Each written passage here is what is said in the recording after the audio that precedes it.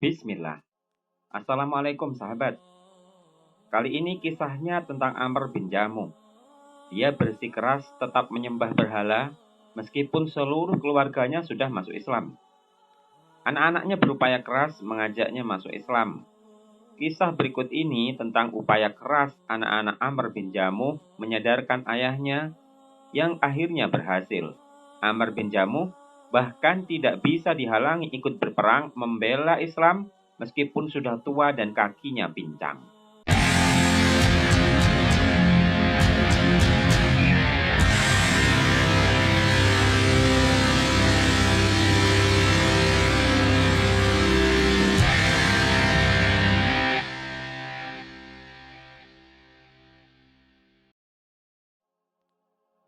Amr bin Jamuh, seorang pemimpin yang dihormati di Yathrib pada masa jahiliyah, adalah salah satu tokoh terkemuka dari suku Bani Salamah.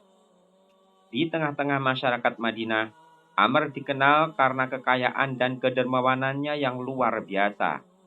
Sebagai seorang pembesar, dia memegang posisi penting dalam struktur sosial dan politik suku tersebut. Salah satu tradisi yang umum di kalangan para pemimpin pada masa jahiliyah adalah pembuatan dan penyembahan berhala.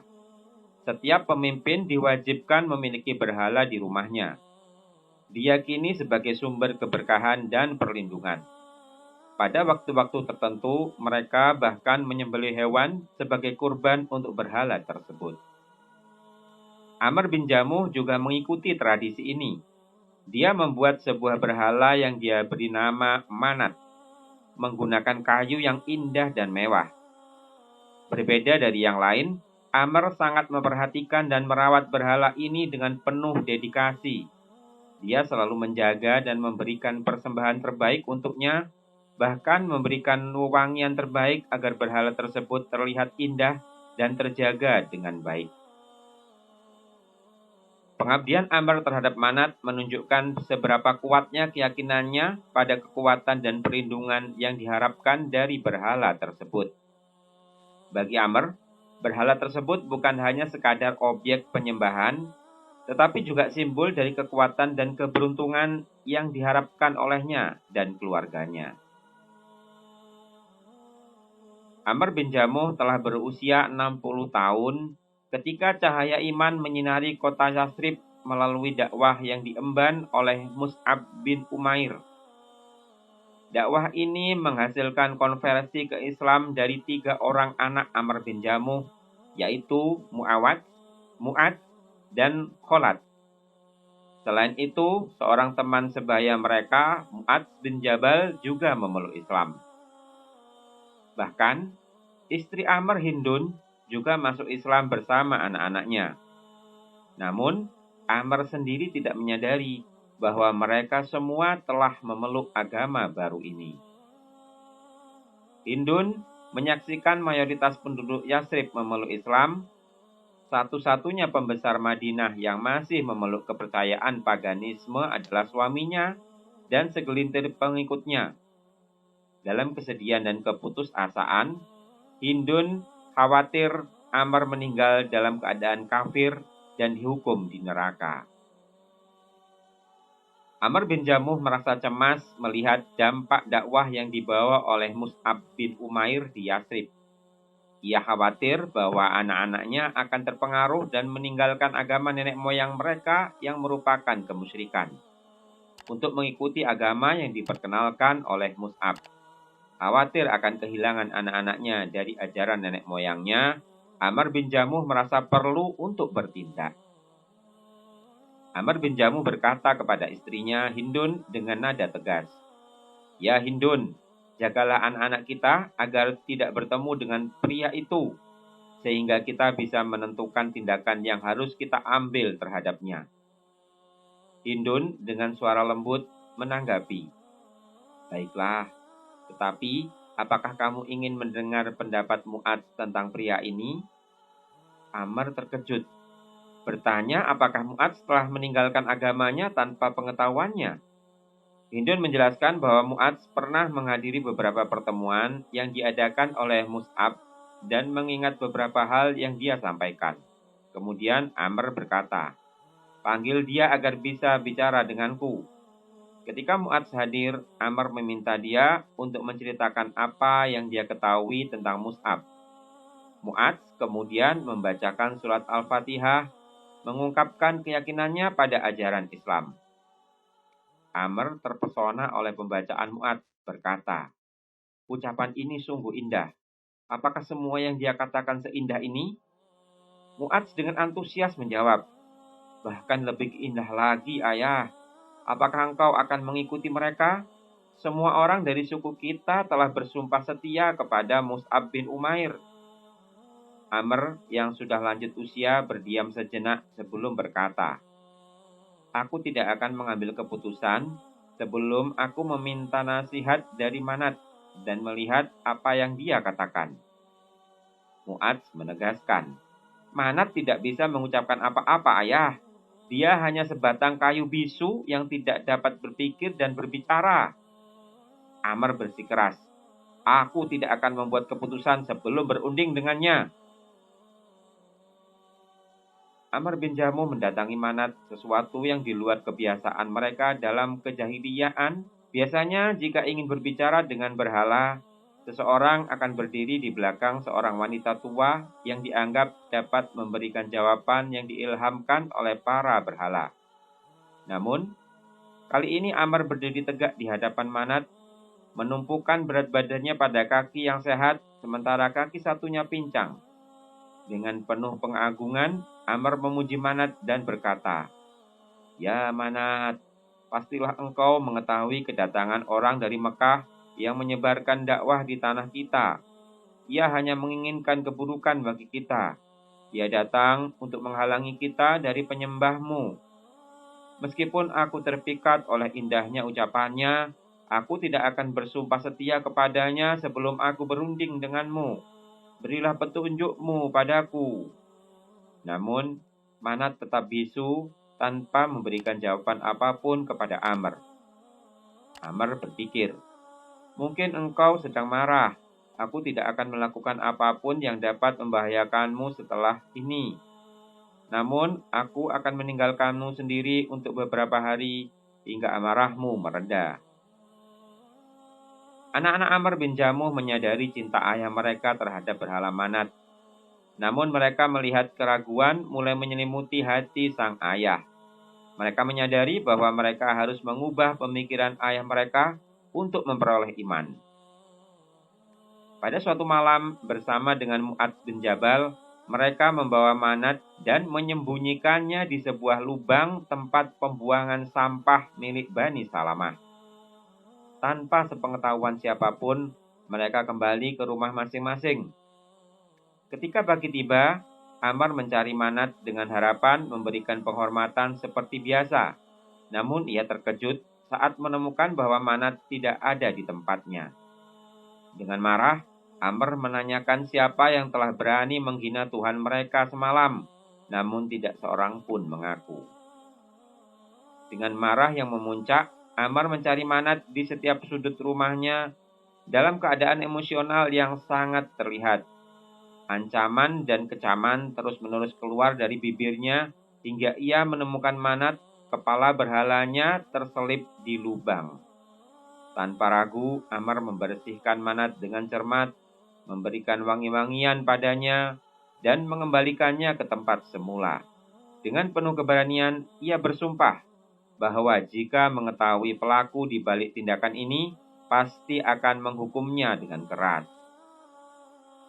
Setiap malam, para pemuda tersebut mengulangi tindakan mereka terhadap Manat. Di pagi hari, Amr yang tua kembali mencari Manat dan menemukannya tercelup dalam lubang, tercemar kotoran. Tanpa ragu, ia membersihkan Manat, memberinya wangi-wangian, dan meletakkannya kembali di tempatnya semula. Para pemuda terus melakukan hal yang sama setiap harinya. Ketika Amr mulai merasa jengkel, ia menghadap Manat sebelum tidur dengan membawa pedangnya, menggantungkannya di dekat kepala Manat seraya berkata, "Ya Manat, demi Allah aku tidak tahu siapa yang melakukan ini kepadamu. Seperti yang kau lihat, jika kau mampu, tolaklah kejahatan dari dirimu ini. Bawalah pedang ini bersamamu. Setelah itu Ammar pun tidur dengan perasaan lega. Setelah yakin bahwa ayah mereka Ammar yang tua telah tertidur lelap, para pemuda segera bergegas menuju Manat. Mereka melepaskan pedang yang menggantung di leher Manat dan mengeluarkan berhala tersebut. Kemudian mereka mengikat Manat dengan seutas tali ke seekor anjing yang sudah mati. Lalu keduanya dilemparkan ke dalam sumur Bani Salamah, tempat kotoran dan sampah mengalir dan terkumpul. Ketika Ammar yang tua terbangun dan tidak menemukan Manat, ia segera mencarinya. Menemukan Manat terjatuh di dalam sumur terikat dengan anjing mati dan pedang yang menggantung telah diambil, membuatnya terkejut.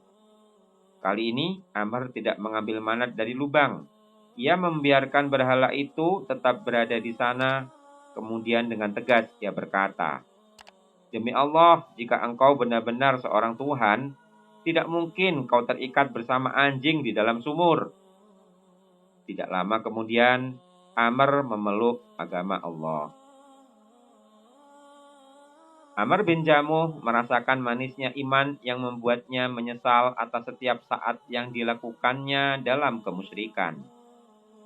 Dengan penuh keyakinan, ia memeluk agama baru dengan jiwa dan raganya. Ia mendedikasikan seluruh jiwa, harta, dan anak-anaknya untuk taat kepada Allah dan Rasul-Nya. Tidak lama berselang, perang Uhud pun meletus. Ammar bin Jamuh menyaksikan para putranya bersiap-siap untuk menghadapi musuh Allah. Setiap pagi dan petang, mereka seperti singa-singa di tengah hutan, penuh semangat untuk meraih syahid dan ridho Allah. Melihat semangat juang mereka, Ammar pun merasa terinspirasi. Ia pun bertekad untuk bergabung dengan mereka dalam perang di bawah panji Rasulullah Shallallahu Alaihi Wasallam. Namun anak-anaknya tidak setuju. Mereka bersama-sama sepakat untuk menghalangi ayah mereka karena kondisi fisiknya yang sudah tua dan pincang. Meskipun Allah Subhanahu wa Ta'ala telah memberikan dispensasi kepadanya, anak-anaknya meyakinkannya bahwa Allah telah memaafkannya dan tidak ada kebutuhan untuk membebani dirinya lebih lanjut. Ammar yang tua renta menjadi sangat marah atas keputusan anak-anaknya. Ia memutuskan untuk mengadukan masalah ini kepada Rasulullah SAW. Dengan penuh kegigihan, ia mendatangi Nabi Allah dan mengeluhkan perlakuan anak-anaknya yang melarangnya untuk berangkat ke medan perang.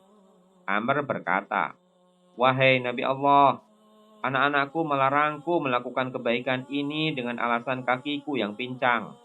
Namun demi Allah, aku berharap dapat menginjak surga dengan kaki pincang ini." Menyikapi keluhan Ammar, Rasulullah SAW memberikan instruksi kepada anak-anak Ammar untuk membiarkan ayah mereka. Beliau Shallallahu Alaihi Wasallam berkata, "Biarkanlah dia.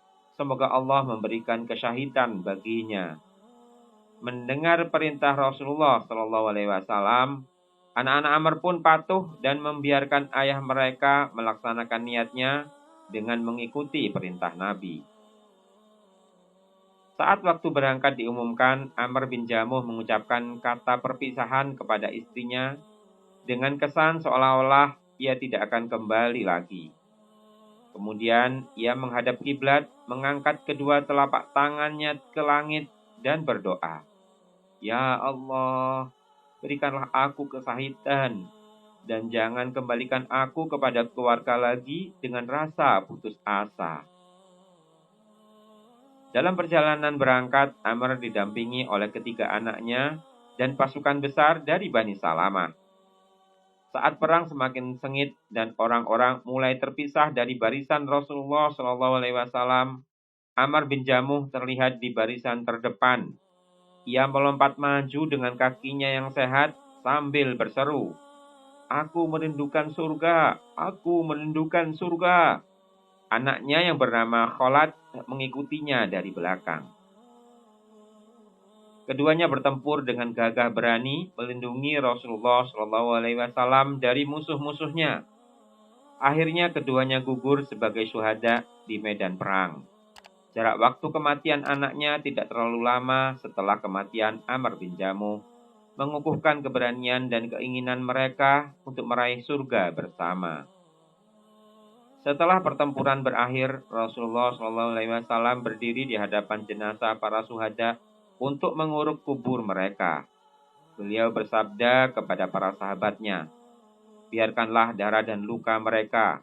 Aku menjadi saksi bagi mereka semua." Kemudian beliau SAW menyatakan, tidak seorang pun muslim yang terluka di jalan Allah, kecuali pada hari kiamat ia akan datang dengan darah mengalir yang warnanya seperti warna za'faran dan wanginya seperti wangi misik. Rasulullah SAW juga menunjukkan kehormatan terhadap Amr bin Jamuh dengan menyatakan, "Kuburkanlah Amr bin Jamuh bersama Abdullah bin Amr. Keduanya adalah orang yang saling mencintai dan berbaris bersama di dunia." Semoga Allah meridhoi Amr bin Jamuh dan para sahabatnya yang menjadi syuhada di Uhud, dan semoga cahaya terangnya menyinari kubur mereka.